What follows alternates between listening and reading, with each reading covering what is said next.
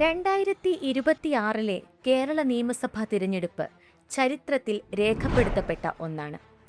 ഈ തിരഞ്ഞെടുപ്പിൽ LDF സർക്കാരിനും പിണറായി വിജയനും വീണ്ടും ഒരു അധികാര തുടർച്ച ഉണ്ടാകണമെന്ന് സ്വന്തം പാർട്ടിക്കാരേക്കാൾ കൂടുതൽ ആഗ്രഹിച്ചതും അതിനായി അണിയറയിൽ വിയർപ്പൊഴുക്കിയതും കേരളത്തിലെ ചില പ്രമുഖ മാധ്യമപ്രവർത്തകരും ചാനലുകളുമായിരുന്നു. പിണറായി വിജയൻ കേരളത്തിന്റെ ഏകരക്ഷകനാണ് എന്നൊരു വ്യാജ ഇമേജ് ജനങ്ങൾക്കിടയിൽ ഉണ്ടാക്കിയെടുക്കാൻ ഇവർ കിണഞ്ഞു ശ്രമിച്ചു. പിണറായിയെ വീണ്ടും അധികാര കസേരയിൽ ഇരുത്താൻ വേണ്ടി ഒരു മടിയുമില്ലാതെ പലതരം വ്യാജ വാർത്തകൾ വരെ ഇവർ ചമച്ചുണ്ടാക്കി. എന്നാൽ നമ്മുടെ കേരളത്തിലെ വിവരവും വിദ്യാഭ്യാസവുമുള്ള ജനങ്ങൾ ഈ കള്ളക്കളികളെല്ലാം കൃത്യമായി മനസ്സിലാക്കിയിരുന്നു. ചാനലുകളുടെ ഇത്തരം വ്യാജ പ്രചാരണങ്ങളിലൊന്നും വീഴാതെ ജനങ്ങൾ അവയെ പൂർണ്ണമായി തള്ളിക്കളഞ്ഞു. അങ്ങനെ 2026 ഏപ്രിൽ 9 നടന്ന പൊതുതിരഞ്ഞെടുപ്പിൽ ജനങ്ങൾ UDFന് അനുകൂലമായി വോട്ട് രേഖപ്പെടുത്തുകയും LDFന് ചരിത്രത്തിലെ ഏറ്റവും വലിയൊരു പരാജയം സമ്മാനിക്കുകയും ചെയ്തു. ഈ കനത്ത പരാജയത്തോടെ ഇടതുപക്ഷ സർക്കാർ ദയനീയമായി തോറ്റ് അധികാരത്തിൽ നിന്ന് പുറത്തായി. ചരിത്ര ഭൂരിപക്ഷത്തോടെ VD സതീശന്റെ നേതൃത്വത്തിലുള്ള പുതിയ UDF സർക്കാർ അധികാരത്തിൽ വരികയും ചെയ്തു. എന്നാൽ ഇത്രയൊക്കെ സംഭവിച്ചിട്ടും ഇപ്പോഴും CPMനും പിണറായി വിജയനും വേണ്ടി വാർത്താ ചാനലുകളിൽ ഇരുന്ന് നാവ് വാടകയ്ക്ക് കൊടുക്കുന്ന ഒരു പറ്റം മാധ്യമ പ്രവർത്തകരെ നമുക്ക് കാണാം. തോറ്റിട്ടും പിണറായിക്കു വേണ്ടി വിടുപണി ചെയ്യുന്ന കേരളത്തിലെ പ്രമുഖരായ 5 മാധ്യമ പ്രവർത്തകർ ആരൊക്കെയാണെന്നാണ് ഈ വീഡിയോയിലൂടെ നമ്മൾ നോക്കാൻ പോകുന്നത്. 1-ാം സ്ഥാനം R. Roshipal, reporter TV. ശരിക്കും പറഞ്ഞാൽ ഈ ലിസ്റ്റിൽ 1-ാം സ്ഥാനത്ത് വരേണ്ടത് കൈരളി TVയിലെ ആരെങ്കിലും ആയിരിക്കണം. കാരണം പാർട്ടിക്ക് വേണ്ടി ന്യായീകരണ ക്യാപ്സ്യൂളുകൾ ഇറക്കാനും വ്യാജ വാർത്തകൾ ഉണ്ടാക്കാനും മാത്രമായി നടക്കുന്ന ഒരു ചാനലാണത്. എന്നാൽ കൈരളിയിലെ ആളുകളെ പോലും നാണിപ്പിക്കുന്ന രീതിയിൽ ഒരു പടി കൂടി കടന്ന് പിണറായി ഭക്തി കാണിച്ച് ഈ ലിസ്റ്റിൽ 1-ാമത് എത്തിയിരിക്കുന്നത് റിപ്പോർട്ടർ TVയിലെ വാർത്താ അവതാരകനായ R. റോഷിപ്പാലാണ്. കഴിഞ്ഞ തിരഞ്ഞെടുപ്പ് ചൂടുപിടിച്ചു നിന്ന സമയത്തുടനീളം കോൺഗ്രസിനും UDFിലെ മറ്റ് ഘടകകക്ഷികൾക്കും അവരുടെ നേതാക്കൾക്കുമെതിരെ നിരന്തരം കള്ളവാർത്തകൾ ഉണ്ടാക്കി അവരെ മോശക്കാരാക്കാൻ റോഷിപ്പാൽ പരമാവധി ശ്രമിച്ചിരുന്നു.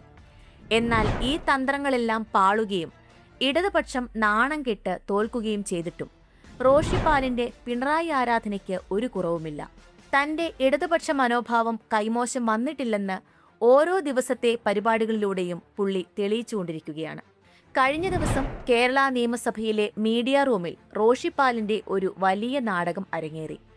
പുതിയ UDF സർക്കാരിലെ മന്ത്രിയായ T. സിദ്ദിഖ് തന്റെ വകുപ്പ് സെക്രട്ടറിയും വിവാദ IAS ഉദ്യോഗസ്ഥനുമായ ശ്രീറാം വെങ്കിട്ടരാമനൊപ്പം പത്രസമ്മേളനത്തിന് എത്തിയപ്പോഴായിരുന്നു അത്. ഒരു മാധ്യമപ്രവർത്തകന്റെ കൊലപാതക കേസിൽ പ്രതിയായ കളങ്കിതനായ ഉദ്യോഗസ്ഥനൊപ്പം മന്ത്രി വന്നാൽ ആ വാർത്ത കവർ ചെയ്യാൻ കഴിയില്ലെന്ന് റോഷിപ്പാൽ വിളിച്ചു പറഞ്ഞു. ഇതോടെ ശ്രീറാം വെങ്കിട്ടരാമന് അവിടുന്ന് ഇറങ്ങിപ്പോകേണ്ടിയും വന്നു. കേൾക്കുമ്പോൾ വലിയ മാധ്യമ ധാർമ്മികതയൊക്കെ തോന്നും. പക്ഷേ ഇതിനു പിന്നിലെ റോഷിപ്പാലിന്റെ ഇരട്ടത്താപ്പ് നമ്മൾ തിരിച്ചറിയണം. ഇതേ ശ്രീറാം വെങ്കിട്ടരാമന്റെ സസ്പെൻഷൻ പിൻവലിച്ച് ജോലിയിൽ തിരിച്ചെടുത്തത് പിണറായി വിജയനായിരുന്നു.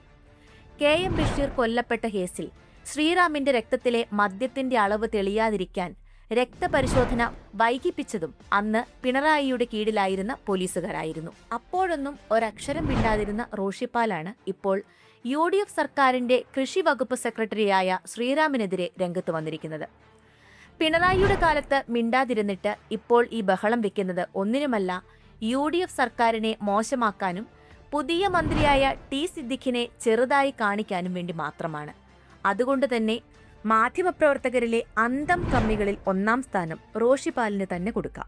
2-ാം സ്ഥാനം അസിത സഹീർ, 24 ന്യൂസ്. ഈ ലിസ്റ്റിലെ 2-ാം സ്ഥാനം കൈരളി TVയിലെ ആർക്കും കിട്ടിയില്ലെങ്കിലും കൈരളിയിലെ മുൻ മാധ്യമ പ്രവർത്തകയും ഇപ്പോൾ 24 ന്യൂസിൽ ജോലി ചെയ്യുന്നതുമായ അസിത സഹീർ അത് സ്വന്തമാക്കിയിട്ടുണ്ട്. കഴിഞ്ഞ തിരഞ്ഞെടുപ്പ് കാലത്ത് മുഴുവൻ LDFന് വേണ്ടി മാത്രം വാദിച്ചുകൊണ്ട് ഇവർ ഫീൽഡിൽ നിറഞ്ഞു നിൽക്കുകയായിരുന്നു. ചാനലിൽ ഏത് തിരഞ്ഞെടുപ്പ് വിശകലനം വരുമ്പോഴും അത് LDFന് അനുകൂലമാണെന്ന് സ്ഥാപിക്കാൻ ഈ യുവതി കാണിച്ച വ്യഗ്രത ചെറുതല്ലായിരുന്നു. ചാനൽ ചർച്ചകളിൽ CPM പ്രതിനിധികളെക്കാൾ ആവേശത്തോടെ പാർട്ടിയുടെ വാദങ്ങൾ വിളിച്ചു പറഞ്ഞിരുന്നത് അസിതയായിരുന്നു. ഇപ്പോൾ UDF സർക്കാർ വന്നിട്ടും ഇവരുടെ സ്വഭാവത്തിന് മാറ്റമൊന്നുമില്ല. മുഖ്യമന്ത്രി വി.ഡി. സതീശനെതിരെ ചെറിയ ചെറിയ കാര്യങ്ങൾ ഊതിപ്പെരുപ്പിച്ച് കാണിച്ച് അദ്ദേഹം ഒരു ഏകാധിപതിയാണെന്ന് സ്ഥാപിക്കാൻ തന്റെ വാർത്താ പരിപാടികളിലൂടെ ഇവർ നിരന്തരം ശ്രമിച്ചുകൊണ്ടിരിക്കുന്നു. അതുകൊണ്ട് റോഷി പാലിന് തൊട്ടു പിന്നാലെ 2ാം സ്ഥാനം നമ്മൾ അസിതയ്ക്ക് നൽകുന്നു. 3ാം സ്ഥാനം T M. Harshan and E. Saneesh. ഈ പട്ടികയിലെ 3ാം സ്ഥാനം 2 പേർ ചേർന്നാണ് പങ്കിടുന്നത്. ടി.എം. ഹർഷനും ഇ. സനീഷും. 2 പേരും ന്യൂസ് മലയാളം 24x7 ചാനലിലെ മാധ്യമപ്രവർത്തകരാണ്. ഇവർ ഒരുമിച്ച് ചെയ്യുന്ന പരിപാടികളുടെ പ്രധാന ലക്ഷ്യമെന്ന് പറയുന്നത് പിണറായി വിജയനെ പുകഴ്ത്തുക എന്നത് മാത്രമാണ്. UDF സർക്കാർ അധികാരത്തിൽ വന്നതു മുതൽ അവരെ അന്ധമായി വിമർശിക്കുക, സർക്കാരിനെതിരെ അടിസ്ഥാനമില്ലാത്ത വാർത്തകൾ കൊടുക്കുക എന്നതൊക്കെയാണ് ഇവരുടെ ഇപ്പോഴത്തെ ശൈലി. കഴിഞ്ഞ തിരഞ്ഞെടുപ്പിൽ LDFനെ ജയിപ്പിക്കാൻ വേണ്ടി ഇവർ 2 പേരും ചാനലിൽ കിടന്ന് തലകുത്തി മറിഞ്ഞിട്ടും ജനങ്ങൾ അത് വിലപ്പോകാൻ അനുവദിച്ചില്ല. ജനങ്ങൾ ഇവരുടെ കള്ളത്തരങ്ങൾ ചവറ്റുകുട്ടയിൽ തള്ളിക്കൊണ്ടാണ് UDFന് വൻ ഭൂരിപക്ഷം നൽകിയത്. എന്നിട്ടും ഒരു നാണവുമില്ലാതെ ഇവർ പഴയതുപോലെ പിണറായിയെ സ്തുതിക്കാനും UDF മന്ത്രിമാരെയും മുഖ്യമന്ത്രിയെയും ഇകഴ്ത്തി സംസാരിക്കാനുമാണ് ഇപ്പോഴും ശ്രമിക്കുന്നത്. നിഷ്പക്ഷ മാധ്യമപ്രവർത്തനം എന്താണെന്ന് പോലും അറിയാത്ത രീതിയിലാണ് കഴിഞ്ഞ കുറച്ചു വർഷങ്ങളായി ഇവരുടെ പോക്ക്. ഈ 2 പേർ മാത്രമല്ല, ന്യൂസ് മലയാളം ചാനൽ മൊത്തത്തിൽ കൈരളിയെയും റിപ്പോർട്ടർ ടിവിയെയും പോലെ LDFന് വേണ്ടി മാത്രം നിലകൊള്ളുന്ന ഒന്നാണ്. 4ാം സ്ഥാനം ഡോക്ടർ അരുൺകുമാർ, റിപ്പോർട്ടർ ടിവി. രാഷ്ട്രീയ എതിരാളികൾ മൊട്ട അരുൺ എന്ന് പരിഹസിച്ച് വിളിക്കുന്ന റിപ്പോർട്ടർ ടിവിയുടെ പ്രധാന മുഖമായ ഡോക്ടർ അരുൺകുമാറാണ് 4ാം സ്ഥാനത്ത്. വളരെ ബുദ്ധിജീവിയാണെന്നും നിഷ്പക്ഷനാണെന്നും ഭാവം അഭിനയിച്ചുകൊണ്ട് അന്ധമായ പിണറായി സ്തുതിയും CPM ന്യായീകരണവും ചാനലിലൂടെ വിളമ്പുന്നതിൽ ഇദ്ദേഹം മിടുക്കനാണ്. ഏത് വിഷയം ചർച്ചയ്ക്ക് വന്നാലും അരുൺകുമാറിന്റെ നിലപാട് എപ്പോഴും പിണറായി വിജയന് അനുകൂലമായിരിക്കും. തിരഞ്ഞെടുപ്പിൽ നാണം കെട്ട് പരാജയപ്പെട്ടിട്ടും അരുൺകുമാറിന്റെ ചാനൽ വിശകലനങ്ങൾ കേട്ടാൽ തോന്നും ഈ തിരഞ്ഞെടുപ്പിലും പിണറായി വിജയനാണ് വൻ വിജയം നേടിയതെന്നും അദ്ദേഹം തന്റെ മുഖ്യമന്ത്രി സ്ഥാനം ത്യാഗം ചെയ്ത് വി.ഡി. സതീശന് വെറുതെ വിട്ടുകൊടുത്തതാണെന്നും. എന്തായാലും ഇദ്ദേഹത്തിന്റെ ഈ ഇരട്ടത്താപ്പ് ജനങ്ങൾക്ക് നന്നായി അറിയാം. അതുകൊണ്ട് തന്നെ ജനങ്ങൾ ഇപ്പോൾ അരുൺകുമാറിന്റെ വാർത്താ ചർച്ചകളെ വെറുമൊരു കോമഡി പരിപാടിയായിട്ടാണ് കാണുന്നത്. 5ാം സ്ഥാനം ലക്ഷ്മി പത്മ, ബിഗ് TV. ഈ ലിസ്റ്റിലെ 5ാമത്തെ പ്രതിഭ മുൻപ് ന്യൂസ് മലയാളം ചാനലിലും ഇപ്പോൾ ബിഗ് TVയിലും ജോലി ചെയ്യുന്ന ലക്ഷ്മി പത്മയാണ്. വളരെ ബുദ്ധിപരമായിട്ടാണ് ഇവർ വാർത്തകളിൽ തങ്ങളുടെ ഇടതുപക്ഷ ആശയങ്ങൾ തിരികെ കയറ്റുന്നത്. കുറച്ചുകാലം മുൻപ് ചില സ്ത്രീപക്ഷ നിലപാടുകൾ മുൻനിർത്തി UDF സ്ത്രീവിരുദ്ധ മുന്നണിയാണെന്ന് വരുത്തി തീർക്കാൻ ഇവർ ശ്രമിച്ചിരുന്നു. അതേസമയം പിണറായി വിജയനെ സ്ത്രീകളുടെയും കുട്ടികളുടെയും വലിയ സംരക്ഷകനായി ചിത്രീകരിച്ച് പാർട്ടിക്ക് വേണ്ടി വിടുവേല ചെയ്യാനും ഇവർ മുന്നിലുണ്ടായിരുന്നു. യുവ കോൺഗ്രസ് നേതാവായ രാഹുൽ മാങ്കൂട്ടത്തിലിനെ പ്രത്യേകം ലക്ഷ്യം വെച്ച് അദ്ദേഹത്തിനെതിരെ ആദ്യമായി പോലീസിൽ പരാതി എത്തിക്കാൻ ബുദ്ധിപൂർവ്വം കരുക്കൾ നീക്കിയത് ഈ മാധ്യമപ്രവർത്തകയാണ്. പിണറായി വിജയന്റെ സോഷ്യൽ മീഡിയയിൽ പ്രചരിച്ച ഒരു കപ്പിന്റെ ചിത്രത്തെക്കുറിച്ച് വരെ വലിയൊരു വാർത്താ പരമ്പര ചെയ്ത് ഇവർ തന്റെ പിണറായി ഭക്തി തെളിയിച്ചിട്ടുണ്ട്.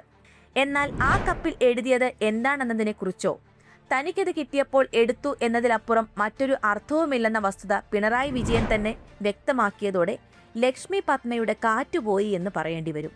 ഇപ്പോൾ പുതിയ ചാനലായ ബിഗ് TVയിൽ പോയിട്ടും UDF സർക്കാർ വന്നിട്ടും ലക്ഷ്മി പത്മയുടെ ഇടത് ചായ്വിന് ഒരു മാറ്റവുമില്ല.